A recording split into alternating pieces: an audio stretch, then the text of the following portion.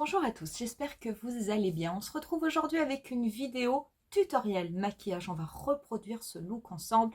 Et ce look, je vais le faire avec des produits que je vous avais montrés lors de mon dernier haul Sephora.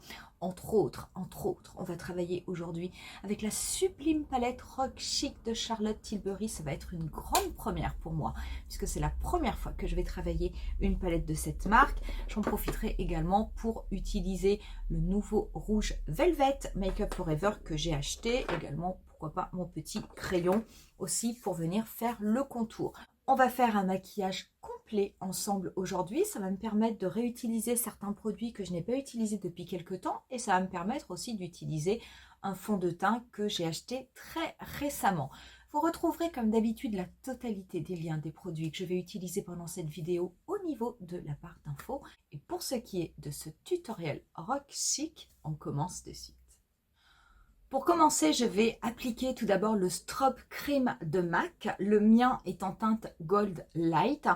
J'aime beaucoup mettre cet hydratant. C'est un hydratant lumineux qui ne va pas forcément apporter de la brillance au niveau de ma peau, mais qui va apporter un petit effet lumineux doré. Donc, vous l'avez en plusieurs teintes, hein, avec des sous-tons différents. Et c'est vrai que avec ma peau, c'est quand même celui-ci qui va le mieux. Donc, j'en applique pas forcément beaucoup. Et je vais ensuite le masser. J'en mets par contre sur tout mon visage. Pour le fond de teint, je vais appliquer le Dior Backstage. Ce n'est pas encore ma teinte d'été. Je suis en teinte d'hiver, c'est le 2N. Je vous avais dit lors d'une précédente vidéo que j'avais réussi à le trouver parce qu'on les trouve difficilement en ce moment. J'aime beaucoup, beaucoup ce fond de teint. C'est vrai que je l'utilise essentiellement l'été, mais j'aime beaucoup son effet. Et honnêtement, j'avais envie de l'avoir également en teinte d'hiver. Donc, il est très liquide. J'aime bien sa couvrance, qui est une couvrance qui est modulable.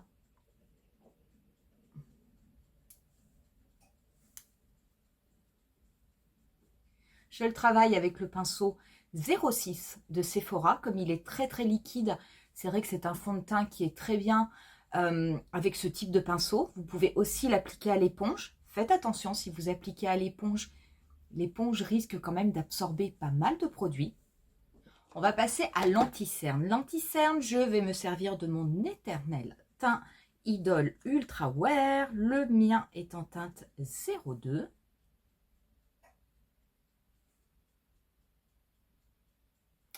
Je vais en déposer au niveau des ailes du nez, puisque j'ai quelques rougeurs. Je vais également en mettre au niveau de ma paupière mobile. Cela me servira de base pour le maquillage de tout à l'heure.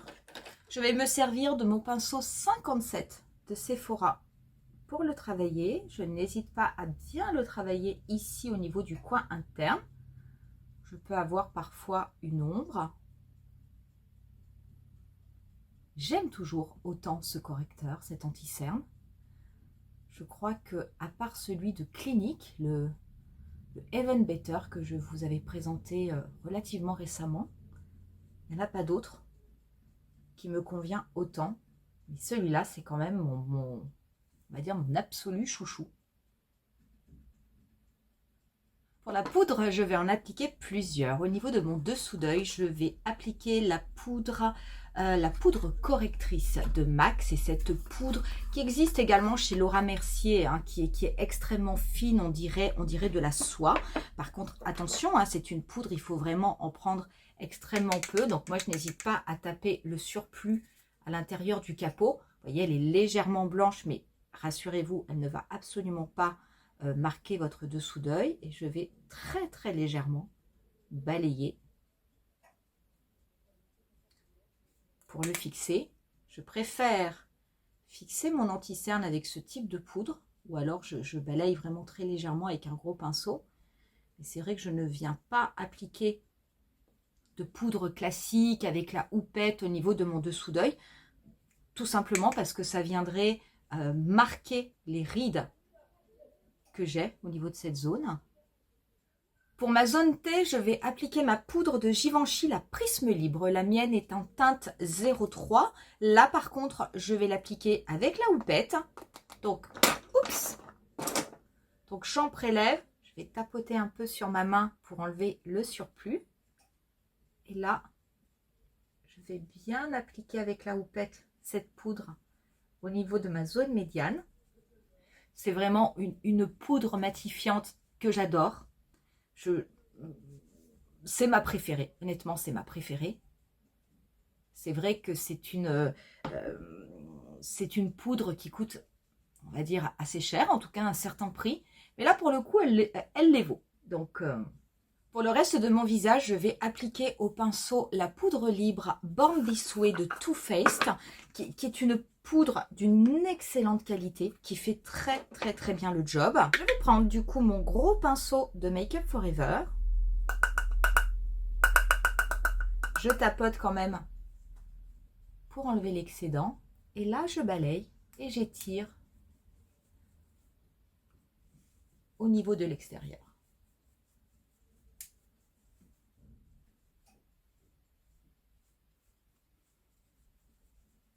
Je vais appliquer une poudre de finition qui va me servir également d'highlighter. Je vais me servir de la poudre HD Skin Twist and Light de Make Up Forever. J'aime beaucoup cette poudre. C'est vrai que je l'utilise pas forcément beaucoup. C'est cette fameuse poudre, vous savez, où il faut twister une fois dans un sens, si j'y arrive, voilà, et une fois dans l'autre, de façon à récupérer le produit dans le réceptacle. Je prends ensuite mon pinceau effilé. Donc moi, j'ai celui de Make Up Forever. Mais vous n'êtes pas obligé de l'acheter. Hein. Vous pouvez tout à fait acheter un autre pinceau. Je vous en avais présenté un de Sephora qui était bien moins cher, qui pouvait servir d'alternative. Et cette poudre qui est très très volatile, je vais l'appliquer. Hop, faisant comme une forme de 3, en tout cas le début d'un 3, parce que je ne vais pas le faire en entier. Et je vous avais dit, je laisse bien le pinceau coller sur ma peau pour éviter justement d'avoir des petites nacres qui volent, qui virevoltent de partout.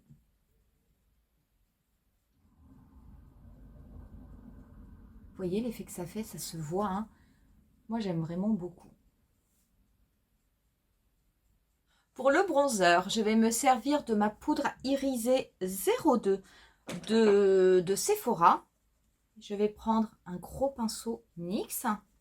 Je vais mélanger les deux bronzers.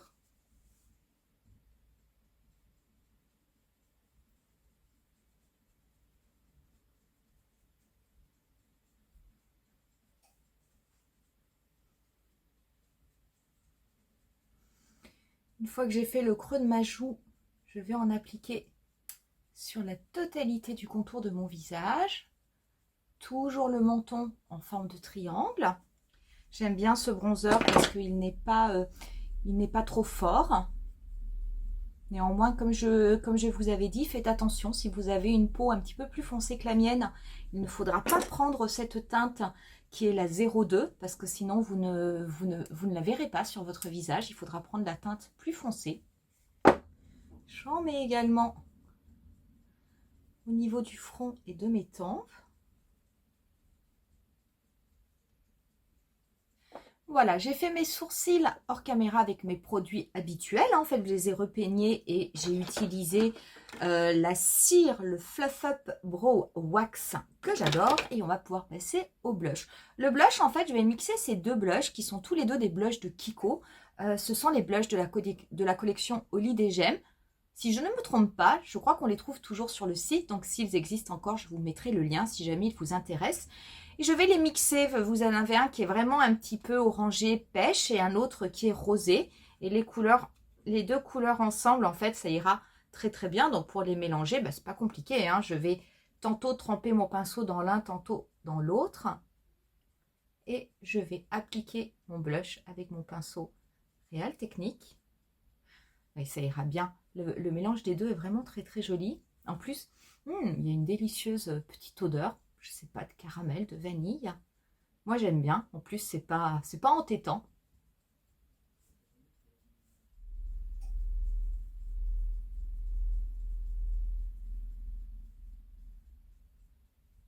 Et on va pouvoir maintenant passer aux yeux. Donc on va utiliser cette super palette Rock Chic de Charlotte Tilbury. C'est la première palette de Charlotte Tilbury que j'achète, peut-être pas la dernière.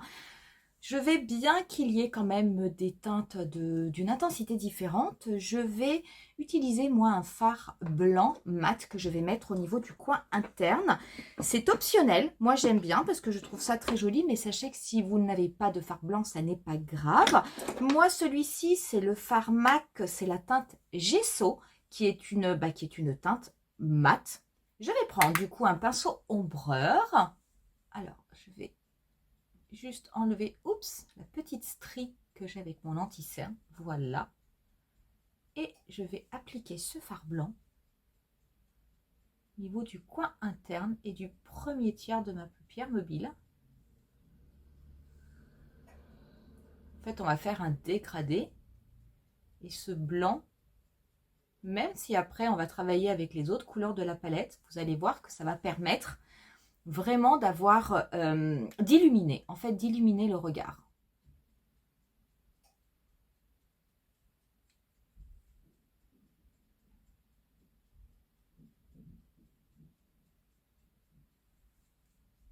Je garde ensuite le même pinceau et je vais prélever cette teinte de la palette, qui est la teinte la plus claire, qui est une teinte mate, qui n'est pas un blanc, hein, qui est plutôt une couleur presque un peu grège.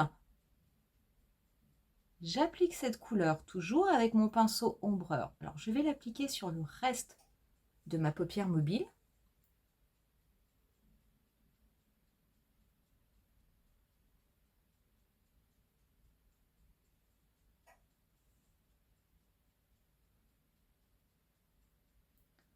Et je vais la fondre avec la couleur blanc que j'ai déposée juste avant. Donc, ça va me faire un joli dégradé. Et cette couleur n'étant pas complètement blanche, j'avais peur justement, si je la mettais au niveau du coin interne, que ça ait tendance un petit peu à assombrir le regard. Pas du tout à l'éclairer.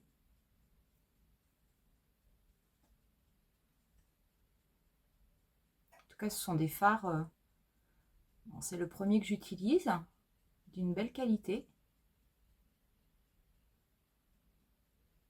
Je prends ensuite un pinceau 221 de MAC. Donc c'est un pinceau qui peut être un petit peu estompeur, mais qui est quand même surtout précis.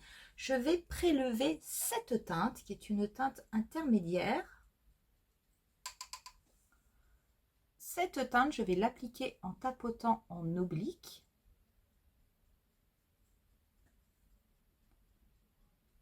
Je vais ensuite la dégrader. Je vais en fait m'en servir pour cercler mon maquillage.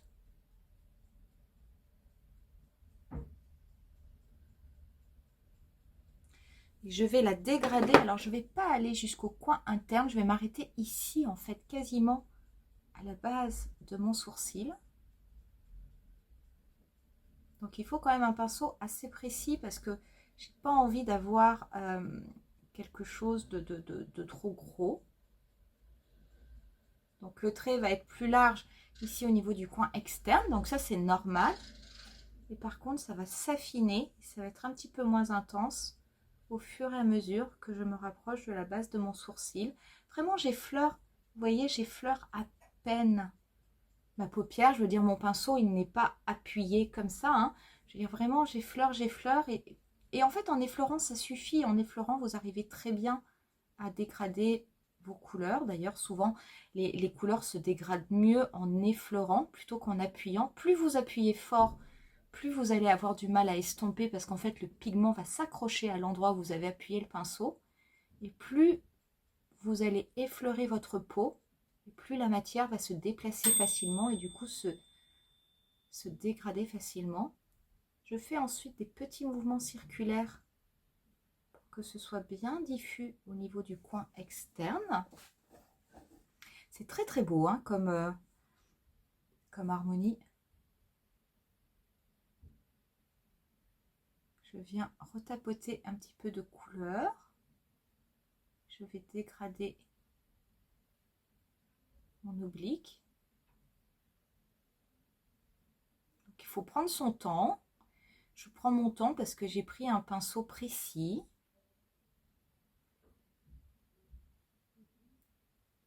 Ça va m'aider aussi à bien faire la forme en V.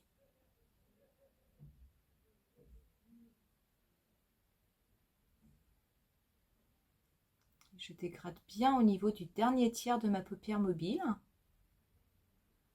de façon à ce que la couleur se fonde bien avec la teinte un petit peu plus claire que l'on avait déposée juste avant et que ça fasse un très joli dégradé en fait.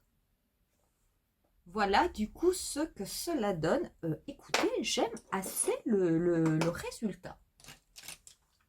Je vais prendre un petit pinceau précis. Celui-ci, c'est un 230 de Zoeva. Je vais prélever la teinte la plus intense. J'adore cette teinte. Je la trouve magnifique dans la palette. Là, je vais être très précise parce que je vais accentuer l'intensité au niveau de mon coin externe. Je vais légèrement en appliquer en oblique, comme si c'était un trait de liner. Et je vais ensuite dégrader cette couleur. Et je ne vais pas remonter aussi haut que l'autre teinte.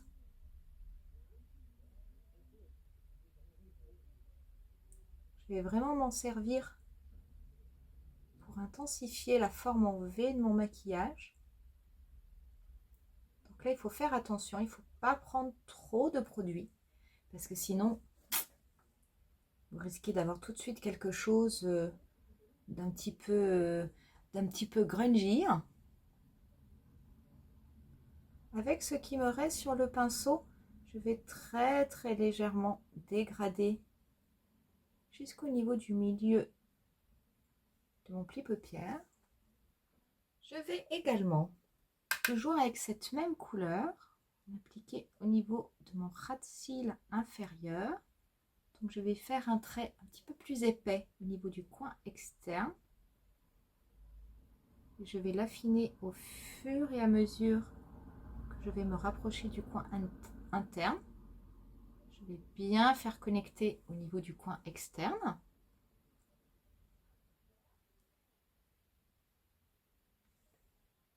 Et voilà. On va terminer les yeux. Donc les yeux, je vais me servir d'un crayon double embout de Kiko. Je vais appliquer du crayon noir au niveau de ma muqueuse supérieure. Et je vais également faire un trait de liner. Donc du coup, je vais me servir de mon crayon double embout.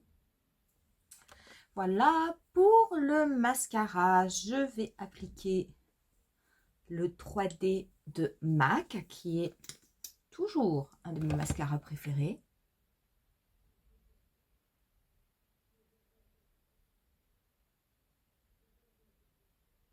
Voilà, du coup, le résultat avec le mascara. Écoutez, je trouve que c'est pas mal.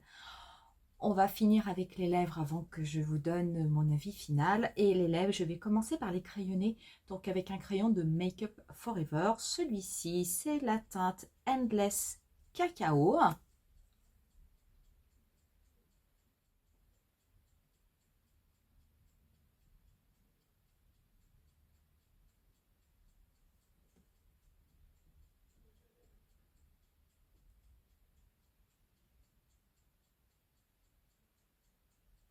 Voilà, et par-dessus, je vais appliquer le rouge Artist Velvet Nude de Make Up Forever. Moi, j'ai la teinte 111.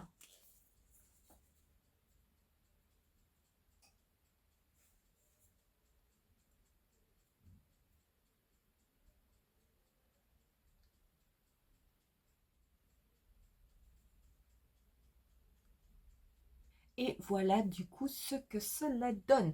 Quoi vous dire?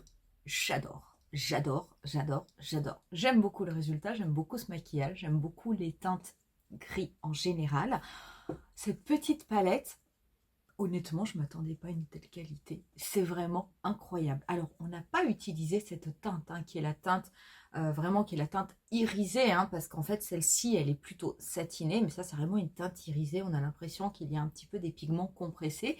Donc, je ne l'ai pas utilisée, donc je ne pourrais pas vous dire comment elle se travaille, mais en tout cas, les autres, je n'ai absolument aucune chute.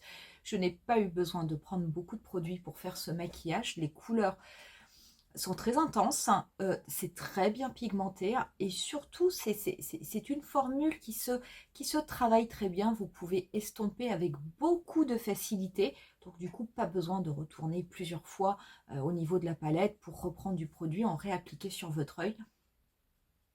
Très honnêtement, c'est très très beau. Peut-être que ce maquillage ne sera pas forcément un maquillage de jour pour vous, si vous aimez faire la différence, maquillage de jour, maquillage de soirée. Peut-être que c'est quelque chose qui sera un petit peu trop intense. Néanmoins, j'aime beaucoup le résultat, je trouve ça très très chic et je trouve que ça se marie très très bien avec ce rouge à lèvres nude qui est un nude rosé mais qui a tendance à tirer un petit peu vers le rouge. J'avais peur que ça fasse un petit peu trop intense sur les lèvres et un petit peu trop intense sur les yeux et finalement non, je trouve euh, que cela va très très bien ensemble. C'est un super produit, c'est une super palette. Je ne deviendrai peut-être pas une grande adoratrice de Charlotte Tilbury et je n'aurai peut-être pas toute la collection parce qu'il y a des harmonies des quatuors qui ne m'intéressent pas particulièrement.